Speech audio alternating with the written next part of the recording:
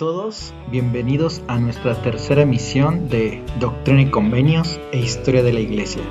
Mi nombre es Aarón y en esta ocasión tendremos la oportunidad de analizar y conocer el contexto en el que vivía el profeta José Smith, mientras estudiaremos José Smith Historia 1 del 27 al 65 y la lección 2 de Doctrina y Convenios. Para comenzar, quisiera relatarles la historia de cómo es que la familia del profeta José Smith llegó a Palmira. Y tal vez esto nos ayude a entender cómo era que el joven José Smith se desempeñaba en sus labores en esos días. Esta historia la vamos a encontrar en Historia de José Smith por su mamá, la hermana Lucy Mark Smith, y relata lo siguiente. Mi marido, José Smith padre, decidió cambiar de residencia. Así pues, nos mudamos a Norwich, en Vermont, y nos establecimos en una granja perteneciente al hacendado Morlock. El primer año de nuestras cosechas fracasaron y compramos nuestro pan con las ganancias de la huerta y de nuestro propio trabajo. El segundo año fracasaron de nuevo y en la primavera siguiente el señor Smith, padre, dijo que plantaríamos una vez más en esta granja y si no tenía más éxito, nos iríamos a Nueva York, donde los granjeros cultivan trigo en abundancia. El año siguiente fue como las temporadas anteriores. Una helada inoportuna arruinó la vegetación y como era el tercer año consecutivo en que las cosechas fracasaban, estuvo a punto de producir una hambruna. Esto fue suficiente. Mi marido estaba ahora totalmente decidido a ir a Nueva York. Un día entró a la casa y se sentó, y después de meditarlo un rato, dijo que si podía arreglar sus asuntos, estaría encantado de partir pronto hacia Nueva York con un tal señor Howard que iba a Palmira. Pero, dijo, no puedo irme, o no podría arreglártela sin mí. Además, tengo algunas deudas que debo pagar. Le dije que pensaba que si podría llamar a sus deudores y acreedores, y al hacerlo llegar a un acuerdo entre ellos que fuera satisfactorio para todas las partes.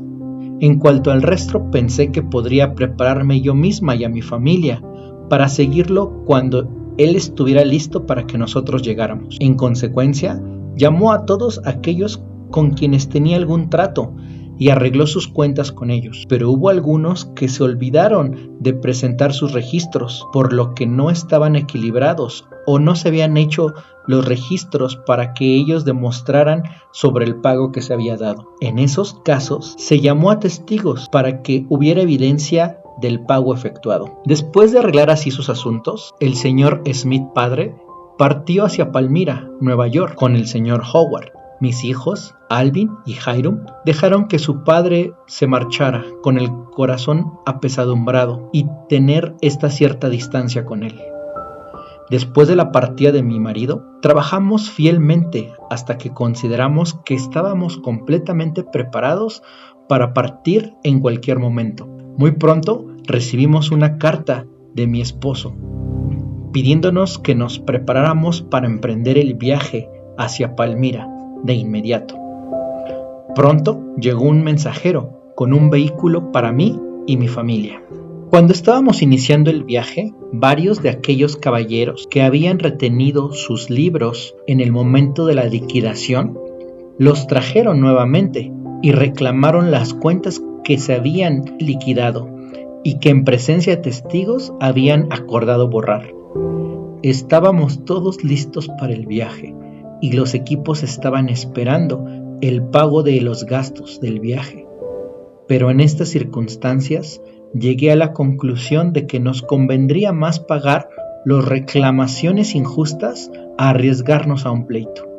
Así que me vi obligada a pagar $150 de los medios reservados para cubrir nuestros gastos de viaje.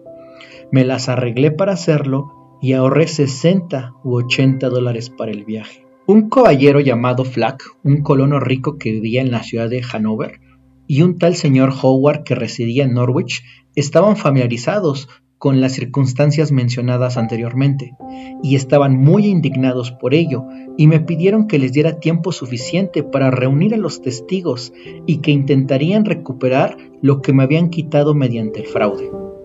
Les dije que no podía hacerlo, porque mi marido había enviado yuntas para buscarme y que eran a cuenta. Además, había incertidumbre en recuperar el dinero, y en ese caso de que no lo consiguiera, no podría reunir los medios necesarios para llevar a mi familia donde pensábamos mudarnos. Entonces me propusieron recaudar algo de dinero mediante una donación, diciendo: sabemos lo que la gente piensa, lo mismo que nosotros con respecto a este asunto.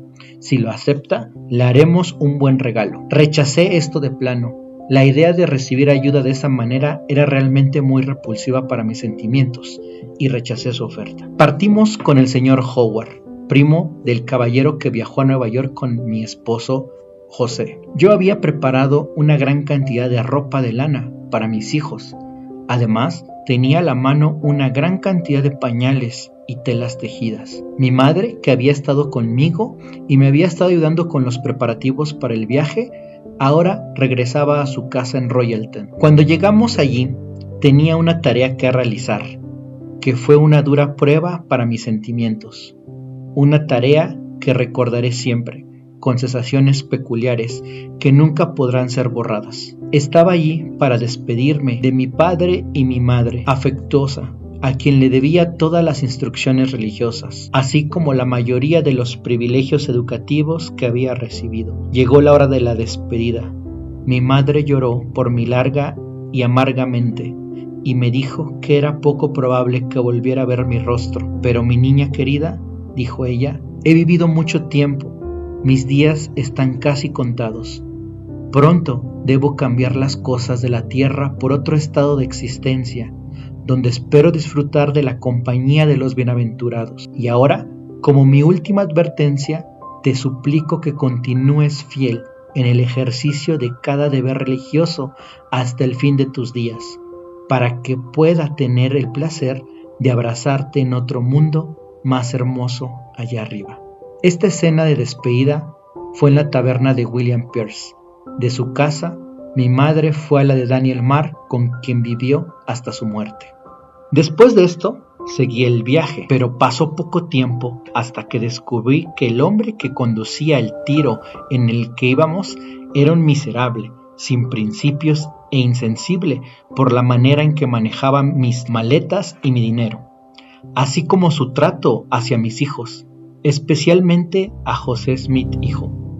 El señor Howard obligó a este niño a recorrer kilómetros a pie, aunque todavía estaba un poco cojo. Soportamos pacientemente las repetidas molestias hasta que llegamos a 20 millas al oeste de Ueti. Cuando una mañana nos estábamos preparando como de costumbre para emprender el viaje del día, mi hijo mayor se me acercó y me dijo: «Madre, el señor Howard ha tirado las mercancías del carro y está a punto de irse con las maletas». Le dije que llamara al hombre.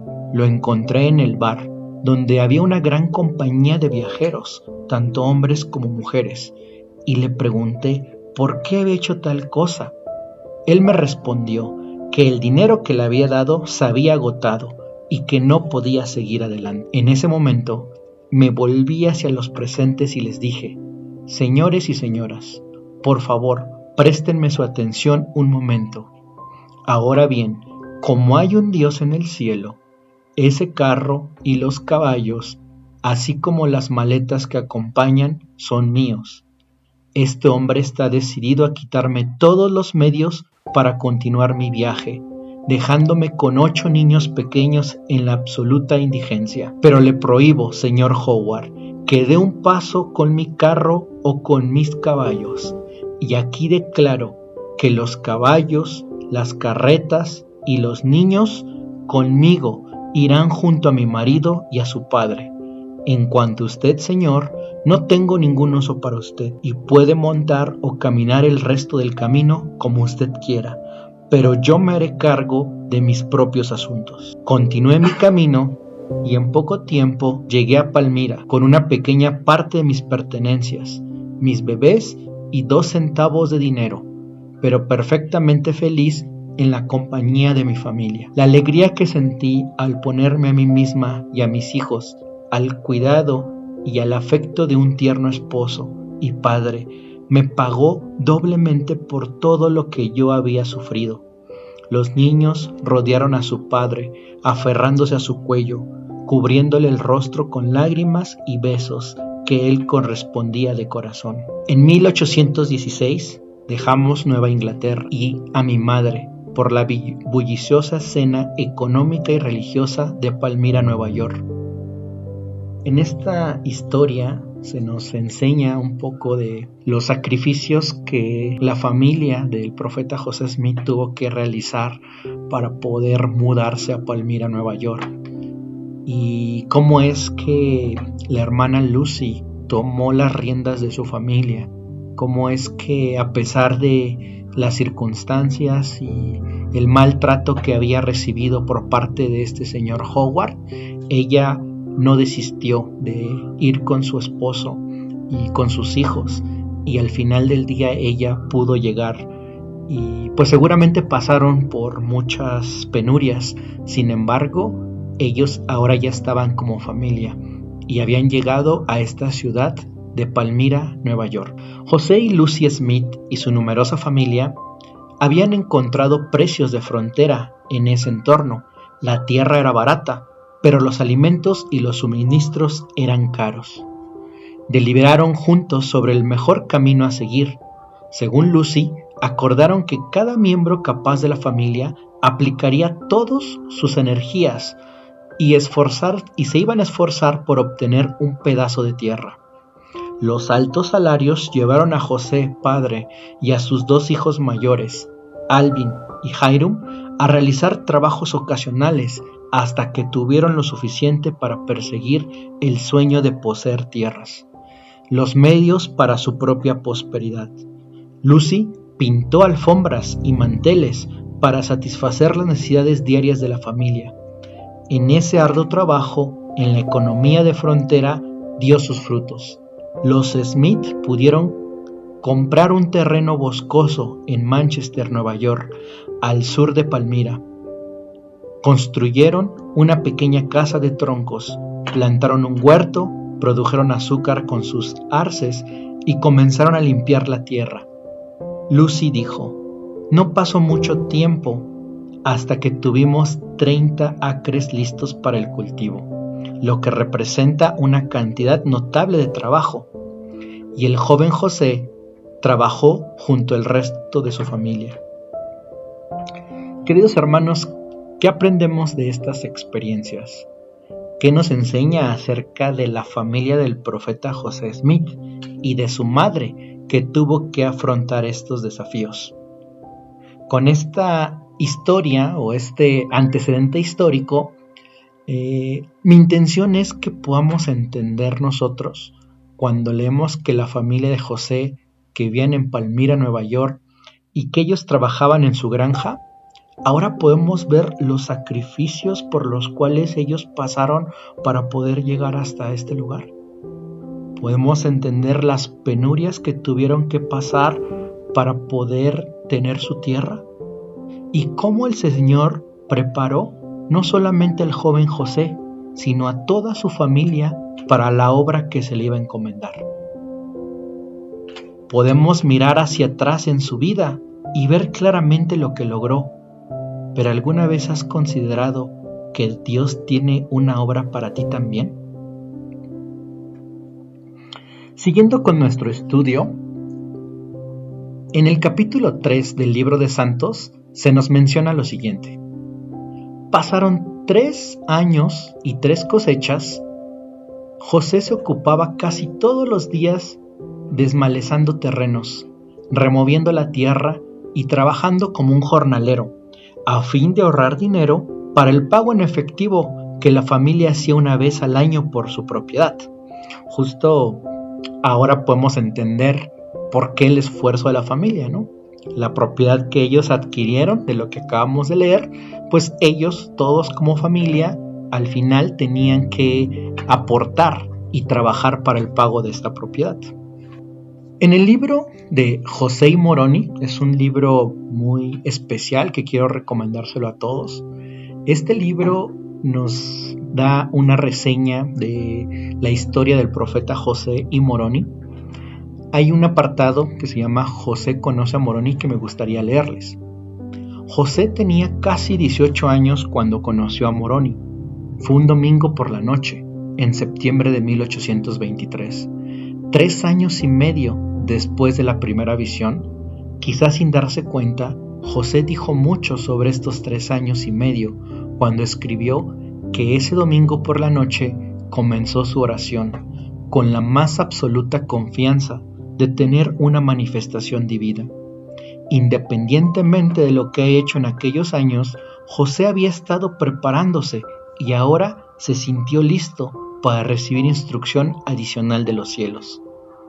El resto de la familia ya se había ido a dormir cuando José se arrodilló a orar.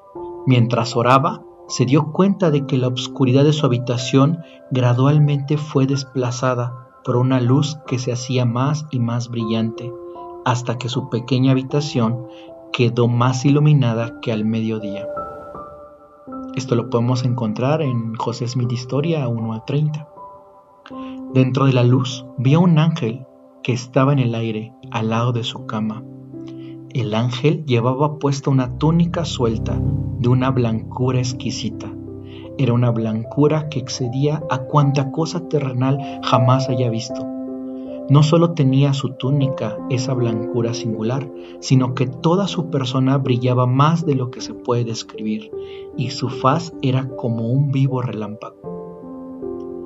Desde antes de su propia muerte, hace más de 1400 años atrás, Moroni había leído el registro que identificó a José por su nombre y había esperado anhelosamente el momento en el que iban a poder trabajar juntos. Moroni había dedicado la última parte de su vida para terminar el libro y ocultarlo donde José podría encontrarlo después de su muerte. Moroni seguía siendo responsable de las planchas. Aquí podemos ver que el profeta tuvo este acercamiento de los cielos, esta instrucción por parte de Moroni una vez que él estaba en su cuarto. ¿Y qué fue lo que Moroni le enseñó? ¿Cómo es que él fue preparado para poder ser el traductor de estas planchas? Me gustaría leer lo que él relata en José Smith Historia 1:46 y dice así: ya para entonces eran tan profundas las impresiones que se me habían grabado en la mente que el sueño había huido de mis ojos y yacía dominado por el asombro de lo que había visto y oído. Pero cuál no sería mi sorpresa al ver de nuevo al mismo mensajero al lado de mi cama y oírlo repasar y repetir las mismas cosas que antes.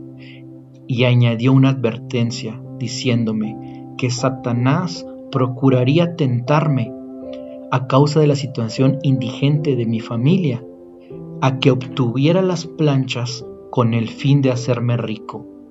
Esto él me lo prohibió y dijo que al obtener las planchas no debería tener presente más objeto que el de glorificar a Dios y que ningún otro motivo había de influir en mí sino el de edificar su reino.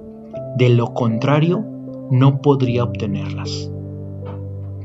Aquí leemos que el mismo profeta José Smith señala esta advertencia que Moroni le estaba dando en ese momento. En la historia de este libro de José y Moroni, quiero relatarles algo especial que escribió Oliverio Cowdery, en la cual cuenta la siguiente experiencia. Esta es una historia muy interesante y que reafirma un poco más de lo que nos acaba de decir José Smith al respecto. José salió de la granja. Esta vez se dirigió directamente hacia el cerro Cumora. Oliver Cowdery escribió más tarde la historia tal como José se la contó a él. José dijo que mientras caminaba, comenzó a pensar en las planchas, pero especialmente sobre el oro. Cuando se acercaba cada vez más al cerro, Parecía como si dos poderes invisibles contendieran entre sí para ver cuál podría influirle en la mente. Cuando llegó a su destino, esta contienda terminó, pero no en victoria, pues José había perdido la batalla. Cuando encontró la caja semienterrada, tenía una firme determinación de obtener el oro y engrandecerse a sí mismo. Él había decidido vender las planchas. José reconoció fácilmente la gran piedra que cubría el tesoro, dijo él, y habiendo quitado la tierra, conseguí una palanca que logré introducir debajo de la orilla de la piedra y con un ligero esfuerzo la levanté. Miré dentro de la caja y efectivamente vi allí las planchas, y el Urim y el Tumim, y el pectoral, como lo había dicho el mensajero. La caja en que se hallaba estaba hecha de piedras, colocadas en una especie de cemento. En el fondo de la caja había 2 piedras puestas transversalmente, y sobre estas descansaban las planchas y los otros objetos que los acompañaban. José miró por un momento y entonces se agachó para recoger el libro de oro. Cuando sus manos lo tocaron, recibió un fuerte golpe a manera de descarga eléctrica. Sorprendido y debilitado, lo intentó de nuevo. Una vez más recibió la descarga y se debilitó aún más que antes. Pensó esto debió haber sido un diseño utilizado por el ángel para proteger las planchas. Pero entonces José era fuerte y capaz, y en ese momento estaba completamente decidido. Pensó que necesitaba usar todas sus fuerzas físicas para poder recoger las planchas, y extendió sus manos hacia ellas con toda su fuerza con el objeto de obtenerlas. Esta vez la descarga fue tan severa que fue arrojado hacia atrás y cayó de espaldas sobre el suelo. Se quedó allí aturdido, pero más perplejo que lastimado. ¿Por qué no puedo obtener este libro?, se preguntó en voz alta. Aunque no vio a nadie que pudiera contestarle, de repente se escuchó una voz. «Porque no has guardado los mandamientos del Señor». Moroni estaba allí, mirándolo abajo hacia él, aún hablando acerca de la obediencia. Un recuerdo claro de las advertencias del ángel vino rápidamente a la conciencia de José y se dio cuenta que había cometido un terrible error. En ese instante buscó al Señor a través de la oración, y mientras oraba, la oscuridad empezó a disiparse de su mente y su alma volvió a iluminarse de la misma manera que en la noche anterior. Y él fue lleno del Espíritu Santo, y de nuevo el Señor manifestó su condescendencia y misericordia. Los cielos fueron abiertos y la gloria del Señor lo rodeó de resplandor y descansó sobre él. «Mira», mandó el ángel. José tuvo una visión de sí mismo en la que se vio caminando hacia el cerro unos minutos antes. Vio cómo el príncipe de las tinieblas, rodeado de sus ejércitos de seguidores innumerables, le acompañaban mientras él caminaba por la vereda y subía el cerro. El diablo había hablado a su conciencia, y lo que le había parecido a José como solamente los extravíos de su mente, cuando comenzó a enfocarse en el oro y en el dinero que podía conseguir, había sido en verdad una influencia del adversario. Después de ver esta visión, José entendió cómo el brillo prometido del oro había llegado a brillar más que el recuerdo de la gloria del ángel. Moroni le explicó: «Todo esto se te muestra, lo bueno y lo malo, lo santo y lo impuro, la gloria de Dios y el poder de las tinieblas, para que conozcas desde ahora en adelante los dos poderes y que nunca seas influenciado o superado por aquel ser maligno. Me encanta esto de la visión, cómo es que Moroni le muestra una visión de él y le enseña cómo el adversario le estaba susurrando a José Smith para que él pues se hiciera rico con la venta de estas planchas de oro. Recordemos el contexto de su familia y los esfuerzos y los sacrificios que todos y cada uno de ellos habían hecho. Entonces, ¿cómo esta parte a José Smith, pues en su debilidad, él estaba dispuesto a obtener este oro? Pero después de esto, me encanta cómo Moroni le dice: te estoy mostrando estos dos poderes, lo bueno y lo malo, para que tú sepas diferenciarlos y para que tú sepas escoger. Creo, queridos hermanos, que si cada uno de nosotros miramos hacia atrás, buscando entender las influencias que nos llevaron a cometer alguna acción equivocada, al igual que José, como se le presentó en esta visión, nosotros podemos voltear un poco hacia el pasado y ver qué influencia era la que estaba siendo la que nos traía aquellos pensamientos. Y esta fue una de las razones por las que José Smith empezó a aprender cuál era la influencia a la que debía dejar sellar.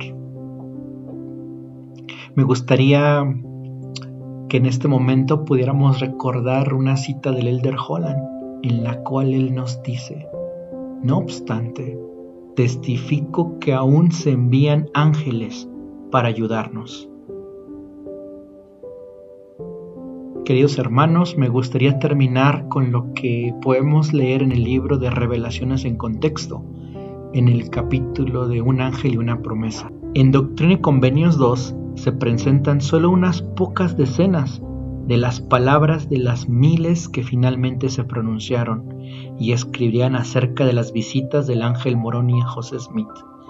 Las instrucciones de Moroni lo condujeron a una colina cercana, donde encontró el registro grabado sobre planchas de oro, que contenía la historia sagrada de antiguos habitantes del continente americano. Llegado el tiempo, él traduciría el registro por el don y el poder de Dios y lo publicaría con el nombre El Libro de Mormón. Para la familia Smith, sin embargo, esas noches de septiembre de 1823 marcaron el momento en que sus corazones empezaron a volverse hacia antiguas promesas y la tarea que debía emprenderse antes del regreso de Jesucristo a la tierra. Espero que estas pequeñas historias nos hayan ayudado en el estudio y en el entendimiento de Doctrina y Convenios 2 y cómo es que el volvernos hacia atrás, el recordar de dónde venimos, quiénes somos, por qué estamos aquí, nos ayude a tomar las decisiones correctas. Hasta aquí este capítulo, espero lo hayan disfrutado y nos vemos hasta la próxima.